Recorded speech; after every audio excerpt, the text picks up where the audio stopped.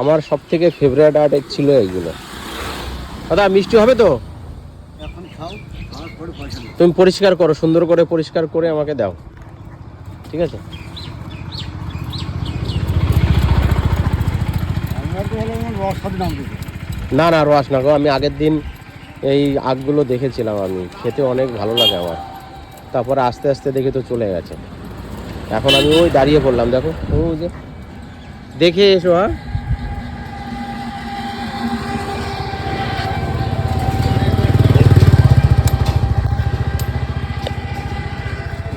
না একটু ধরো, দাদার সঙ্গে আমি কাটি। তাহলে আবার কি এই আগগুলো যখন ঠিক ফ্রিজে আছে। ছোট ছোট করে রাখবে বেশি মিষ্টি লাগবে, খেতে ভীষণ মজা লাগে। ঠান্ডা হলে বেশি। ঠিক আছে, একটাই নাও, ওটা ভালো আছে। কি করবে তুমি?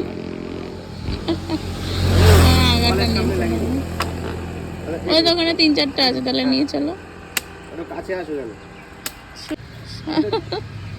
দেখো আগ কাটছে, তাও আবার সাইজ পুরো পারফেক্ট হওয়া যায়। সুন্দর করে দিয়েছে, তাই তো? কত সুন্দর।